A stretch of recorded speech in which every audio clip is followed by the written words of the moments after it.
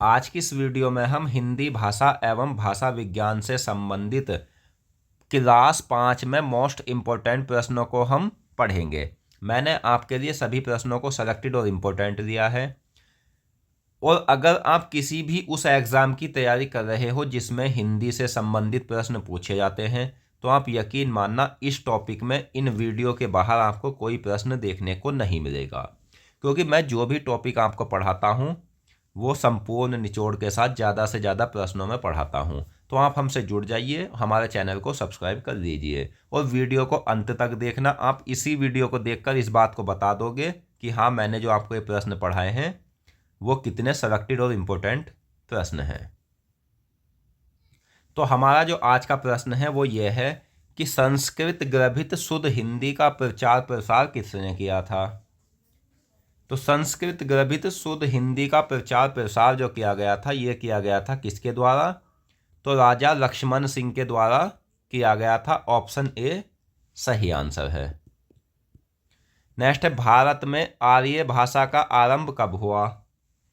तो भारत में आर्य भाषा की अगर हम बात करें तो इसका आरंभ हुआ है 1500 ईसा पूर्व के आसपास। अगला क्वेश्चन है, शुद्ध खड़ी बोली यानी हिंदवी के प्राचीन नमूने किसकी रचनाओं में मिलते हैं? तो हिंदवी के प्राचीन नमूने जो मिलते हैं ना, ये मिलते हैं अमीर खुसरो की रचनाओं में और बंदा नवाज गैसुदराज की रचनाओं में।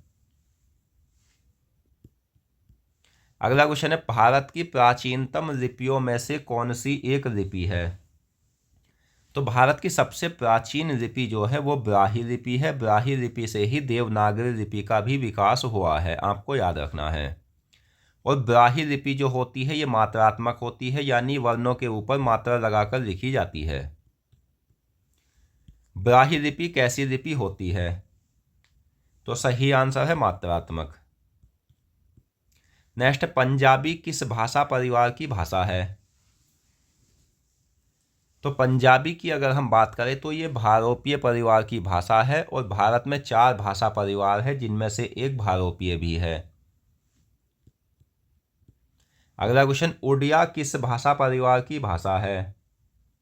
तो उड़िया जो है ये भारोपीय परिवार की भाषा है। नेक्स्ट, लिखित वर्ण संकेतों की सहायता से भाव व विचार की अभिव्यक्ति कौन करता है? तो लिखित वर्ण संकेतों की सहायता से भाव व विचार की अभिव्यक्ति करता है लिपि। अगला क्वेश्चन, पुरानी हिंदी उर्दू और अंग्रेजी के मिश्रण से उत्पन्न नई जबान कौन सी है? तो पुरानी हिंदी उर्दू और अंग्रेजी के मिश्रण से उत्पन्न नई जबान जो है वो है हिंदुस्तानी भाषा। नेक्स्ट, दक्षिण भारत हिंदी प्रचार सभा की स्थापना किसने की थी? तो दक्षिण भारत हिंदी प्रचार सभा की स्थापना की गई थी महात्मा गांधी जी के द्वारा। अगला क्वेश्चन है, किस देश के बहुसंख्यक लोगों की भाषा क्या कहलाती है? तो किसी देश के बहुसंख्यक लोगों की भाषा जो कहलाती है वो कहलाती है राष्ट्रभाषा। नेक्स्ट, गिलक्राइट्स के अतिरिक्त किन भारतीयों ने हिंदी के विकास में महत्वपूर्ण योगदान दिया था? आप हमारी सभी क्लासों को क्रम से अटेंड करना, आपको इनसे बाहर कोई क्वेश्चन देखने को नहीं मिलेगा। तो गिलक्राइट्स के अतिरिक्त इंसाल्लाह खान, लल्लूलाल सदर मिश्र और सदा सुखलाल ने हिंदी के विकास में महत्वपूर्ण योगदान दिया था। नेक्स्ट, किस क्षेत्र की बोली को काशिका कहा जाता है? तो वह क्षेत्र कौन सा है जिसकी बोली को काशिका कहा जाता है? वह क्षेत्र है बनारस। अगला क्वेश्चन है, मैथिली में साहित्य सृजन करने वाला रचनाकार कौन है? तो विद्यापति मैथिली में साहित्य सृजन करने वाले रचनाकार है। संविधान सभा में हिंदी को राजभाषा बनाने का प्रस्ताव किसने प्रस्तुत किया था? संविधान सभा में हिंदी को राजभाषा बनाने का प्रस्ताव प्रस्तुत किया गया था गोपाल स्वामी आयंगर के द्वारा। मौर्य शासक अशोक के समय में राजभाषा क्या थी? तो मौर्य शासक अशोक के समय में जो राजभाषा थी ना, वो थी दोस्तों क्या? पाली। जिस भाषा में शासन का कामकाज संपादित होता है उसे क्या कहते हैं? तो वह भाषा कहलाती है राजभाषा। भारत की जो राजभाषा है वो है हिंदी। नेक्स्ट है दोहा, यानी कि जिसे दोहा भी कहा जाता है, मूलतः किस भाषा का छंद है? तो दोहा जो है ये अपभ्रंश भाषा का छंद है। फोर्ट विलियम कॉलेज की स्थापना कहाँ हुई थी? फोर्ट विलियम कॉलेज की स्थापना हुई थी 1800 ईस्वी को कलकत्ता में।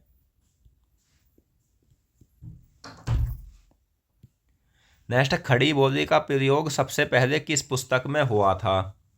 तो खड़ी बोली का जो सबसे पहले प्रयोग हुआ था वो हुआ था प्रेम सागर में, और प्रेम सागर जो है ये लल्लू लाल की पुस्तक है। निम्नलिखित में से किस बोली में कृष्ण काव्य और रीतिकालीन साहित्य का सृजन हुआ? तो वह बोली है Brajbhasha. Next, fort William college की स्थापना कब हुई थी?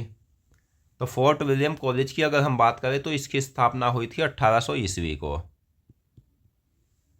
राजभाषा आयोग के प्रथम अध्यक्ष कौन थे? तो प्रथम राजभाषा आयोग का स्थापना जो की गई थी 7 जून 1955 को अनुच्छेद 344 के तहत राष्ट्रपति के द्वारा की गई थी। इसके जो प्रथम अध्यक्ष थे वो थे बाल गंगाधर खरे। तुलसीकृत विनय पत्रिका की भाषा कौन सी है? तो विनय पत्रिका जो रचना है ये तुलसीदास जी की है और इस रचना की भाषा है ब्रजभाषा। संविधान सभा में हिंदी को राजभाषा बनाने का प्रस्ताव किसने रखा था? ये रखा था गोपाल स्वामी अयंगर ने। नेक्स्ट, 1850 से 1900 ईस्वी तक की अवधि किस युग के नाम से जानी जाती है? 1850 से 1900 ईस्वी तक की अवधि जानी जाती है भारतेंदु युग के नाम से। बंगाली किस भाषा परिवार की भाषा है? तो बंगाली जो है ये भारोपीय परिवार की भाषा है। नेक्स्ट, इनमें से कौन सी भाषा संस्कृत भाषा की अपभ्रंश है? तो संस्कृत भाषा की अपभ्रंश जो है वो है पाली भाषा। कौन सी लिपि व्यंजनों पर मात्रा लगाकर लिखी जाती है? दोस्तों, मैं आपको एक प्रश्न से संबंधित कई जानकारी दे सकता हूं, लेकिन मैंने सभी जानकारी प्रश्नों के रूप में रखी है। तो वह लिपि है ब्राह्मी लिपि। नेक्स्ट, महावीर प्रसाद द्विवेदी को किस वर्ष सरस्वती पत्रिका के संपादक के रूप में नियुक्त किया गया? तो 1903 में इन्हें नियुक्त किया गया था। मोहम्मद गौरी से लेकर अकबर तक राजभाषा क्या थी? तो मोहम्मद गौरी से लेकर अकबर तक राजभाषा जो थी वो थी हिंदी। लेकिन हुआ था क्या कि अकबर के शासनकाल में मंत्री टोडरमल के आदेश से राजभाषा घोषित किया गया था फारसी को।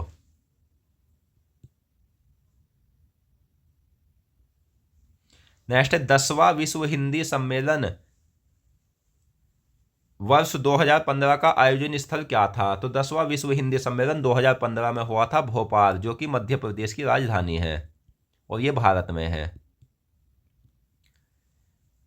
तो आज की इस वीडियो में हमने हिंदी भाषा एवं भाषा विज्ञान से संबंधित महत्वपूर्ण प्रश्नों का अध्ययन किया और मैं आशा करता हूँ ये प्रश्न आपको अच्छे से समझ आ गए होंगे। कोई भी डाउट हो वो आप हमसे कमेंट बॉक्स में पूछ सकते हो, लेकिन अगर आपको हमारी वीडियो पसंद आई है तो कमेंट करके बताना कि आपको यह वीडियो कैसी लगी। मिलते हैं नेक्स्ट वीडियो में। धन्यवाद।